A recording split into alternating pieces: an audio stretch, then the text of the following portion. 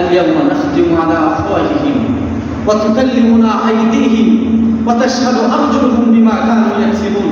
এটা তো ওই দিন যেই দিন তোমার মুখের মধ্যে ফেরাক মেরে দেওয়া হবে, তোমার জবান বন্ধ থাকবে, মুখ বন্ধ থাকবে, সিলাই করে দেওয়া হবে, তোমার হাত কথা বলবে, তোমার পা কথা বলবে। হাত বলবে আল্লাহ আমি অপরাধ করতে চাইনি, আমাকে অপরাধ করতে বাধ্য করেছে, আমি সুদ খাইতে চাইনি, সে সুদের জিনিস হারাম জিনিস আমাকে ধরতে বাধ্য করেছে। পা বলবে আমি তার সাথে অন্যায় কাজে যেতে চাই নাই, কিন্তু সে আমাকে টেনে হেসে নিয়ে গেছে। তখন আল্লাহ আমার কোনো ক্ষমতা ছিল না, আমার বাধা দেওয়ার মতো কোনো পাওয়ার ছিল না। সুতরাং আমি আজকে আপনার কাছে বিচার চাই, সেও জুলুম করেছে আমার উপর, অন্যায় করেছে, তার কারণে আমি হাত জাহান্নামে পোড়া লাগবে, আমি পা জাহান্নামে পোড়া লাগবে। সুতরাং আল্লাহ আমি বিচার চাই। আল্লাহ বলছেন কিয়ামতের দিন কি জানো? ওয়ালতানজুর নাফসুম মা কাদ্দামাত লিগাদ। এটা হচ্ছে ওই দিন যেই দিন আল্লাহর সামনে তোমাকে উপস্থিত হতে হবে। তুমি চিন্তা করো, ওয়ালতানজুর তুমি চিন্তা করো যে আল্লাহর সামনে তুমি কি নিয়ে উপস্থিত হবে, কি আছে তোমার, কতটুকু নেক আমল এবং কতটুকু বদ আমল, তুমি কি নিয়ে আল্লাহর সামনে উপস্থিত হবে সেই কথা একটু চিন্তা করো। ঘুম থেকে ওঠার পর থেকে নিয়ে নাফরমানি, ঘুমে যাওয়া পর্যন্ত নাফরমানি, কি আছে তোমার? গুনার কুফা ছাড়া আসলে আমাদের কাছে কিছুই নাই।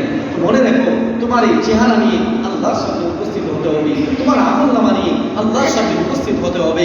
কি নিয়ে তুমি আল্লাহর সামনে উপস্থিত হবে বান্দা চিন্তা করো, ওটাই তো হচ্ছে কিয়ামতের দিন। আল্লাহ বলছেন ওয়াউজিআল কিতাব ফাতারাল মুজরিমিনা মুশফিকিনা মিম্মা ফি ওয়া ইয়াকুলুনা ইয়া ওয়াইলাতানা মা লিহাযাল কিতাব লা ইউগাদিরু সগীরাতান ওয়ালা কাবীরাতান ইল্লা আহসাহা। এটা তো ওই দিন যেদিন আমলনামা পেশ করা হবে, যেদিন তোমার হাতে আমলনামা দেওয়া হবে, তখন অপরাধী যারা আছে, মুজরিম যারা আছে, তারা ভীত সন্ত্রস্ত অবস্থায় থাকবে।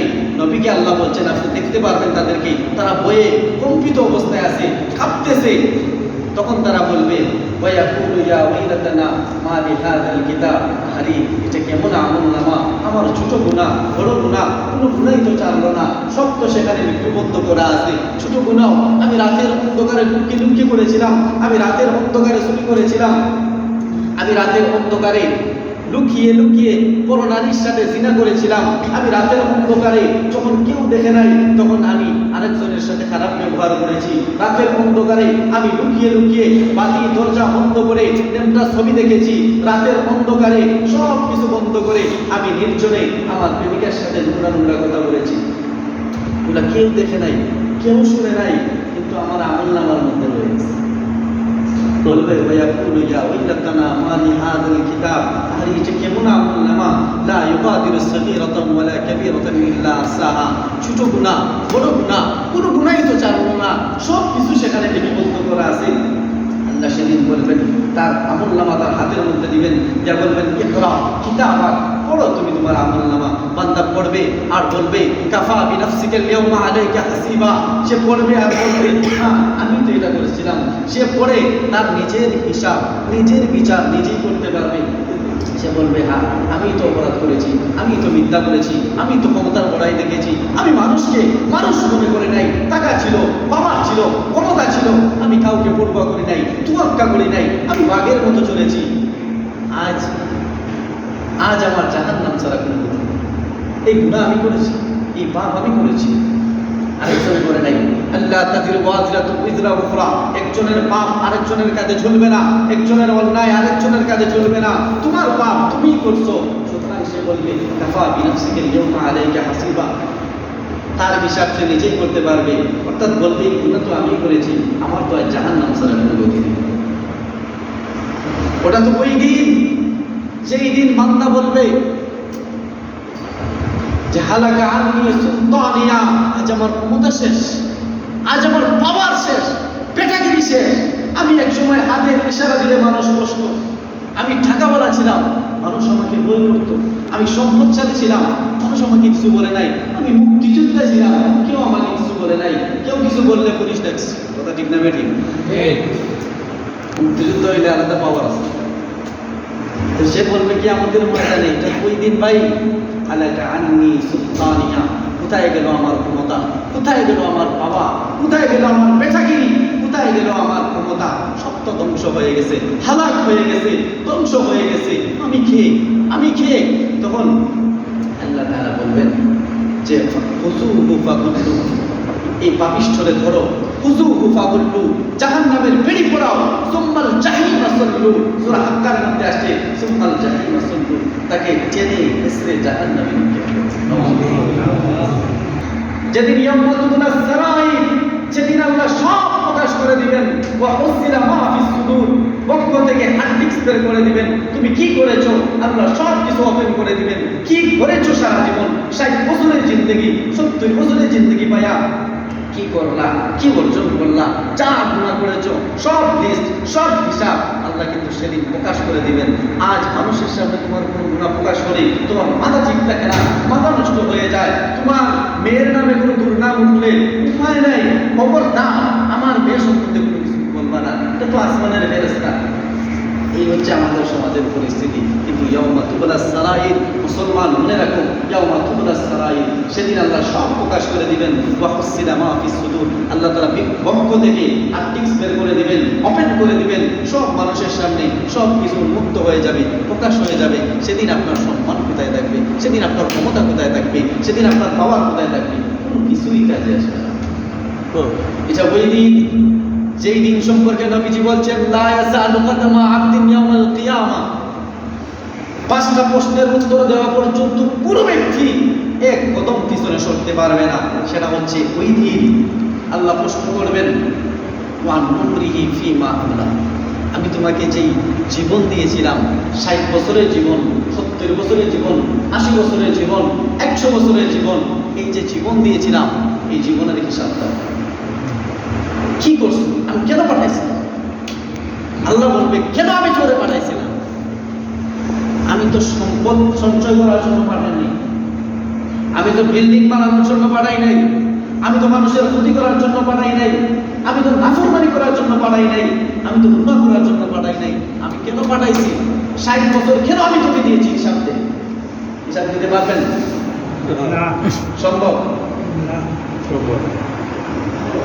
আমরা তো গেছে কাল কি করছি এর কোনো নাই, হিসাব দিতে বলবে, আল্লাহ বলবে হিসাব দে, 60 বছর দিছি, হিসাব।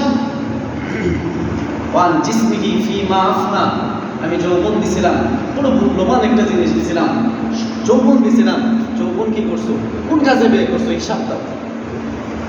যৌবনকালে নামাজ পড়ো নাই, সারা যৌবন তুমি খেলাধুলায় কাটিয়ে দিয়েছো, সারা যৌবন তুমি ছায়া ছবি দেখে কাটিয়ে দিলা, সারা যৌবন নারীর পিছনে দৌড়াইয়া তুমি সময় কাটিয়ে দিলা, সারা যৌবন কাল সম্পদের পিছনে দৌড়াইয়া তুমি সব শেষ করে দিলা। নামাজের টাইম হয়েছে, নামাজ নাই, 2 ঘন্টা 3 ঘন্টার মুভি তুমি চোখের পলক না ফেলাইয়া দেখতে পারলা, কিন্তু 2 মিনিটের জন্য কোরআনের দিকে চাইতে পারলা না। হে নাফরমান, জবাব দে, তোর যৌবন কাল কোন কাজে ব্যয় করছস? জবাব না দিলে এক কদমও পিছনে সরতে পারবে না।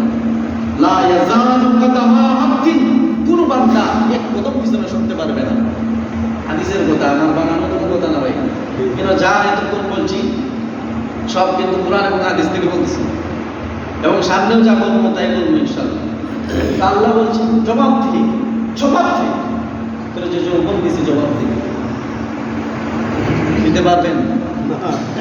যৌবনকালে কি করছেন দিতে পারবেন? এমনও মানুষ আছে একদিনও নামাজ পড়ে নেই, ঈদের নামাজটা পর্যন্ত পড়ে নেই, এমনও মানুষ আছে। আরে বাবা, তুমি কি জবাব দিবা? আল্লাহ যখন প্রশ্ন করবে, কি জবাব দিবা? তুমি কি জবাব আছে তোমার কাছে?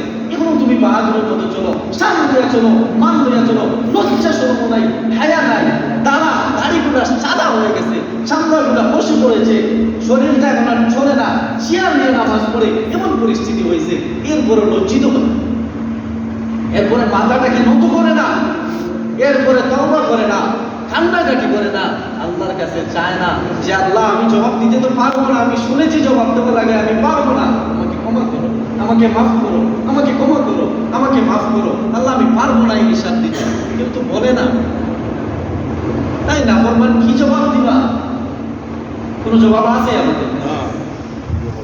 2 নম্বর 3 নম্বর প্রশ্ন আল্লাহ করবে, ওয়ান মালিকি, ওয়ান মালিকি, আমি তোমার সম্পদ দিছিলাম, মিন আইনা ইকতাসাবা, এই সম্পদ তুমি কোন পদে উপার্জন করেছো?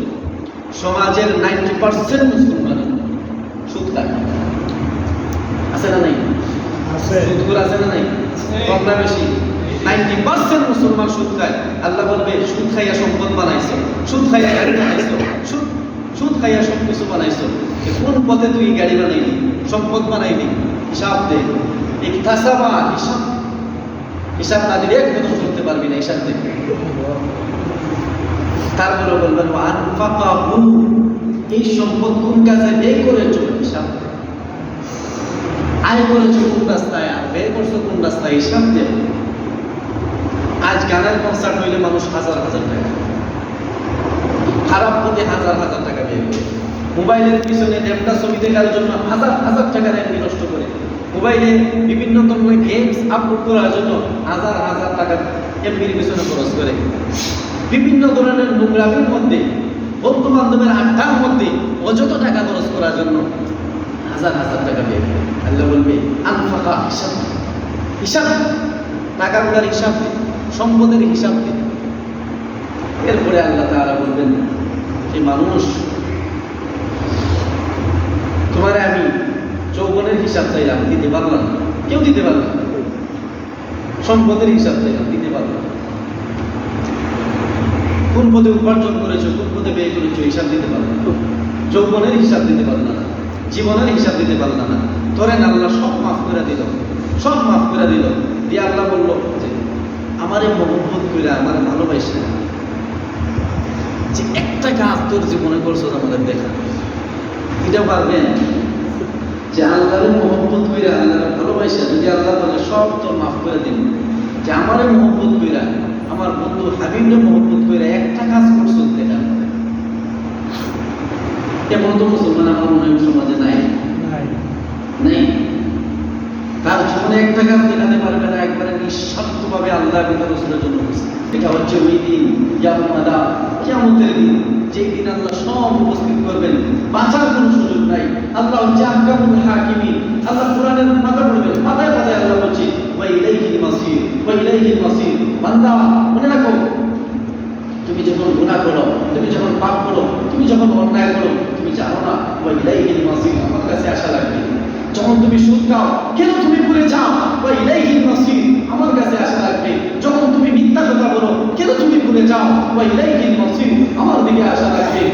যখন তুমি কোনো পাপ করো, তখন কেন ভুলে যাও ওয়া ইলাইহিল মাসির, আমার কাছে আসা লাগবে, রবের কাছে আসা লাগবে। আমি তোমাকে প্রেরণ করেছি, আমার কাছে আসাই লাগবে, আসাই লাগবে। গুনাহ করো, পাপ করো, অন্যায় করো, চুরি করো, ডাকাতি করো। বিভিন্ন যুবক ভাইয়েরা আছে নেশা করে, নেশা করে মাদকে আসক্ত, মোবাইলের মধ্যে আছে অনেক ধরনের নোংরামি দেখে। মুসলমান, তুমি যেগুলা করো, কেন ভুলে যাও ওয়া ইলাইহিল মাসির। আল্লাহ বলছেন ওয়া ইলাইহিল মাসির, কেন তুমি ভুলে যাও? আমার কাছে তো আশা লাগবে, লাগবে কিনা? লাগবে। কোন বেড়া আছে চিরস্থায়ী?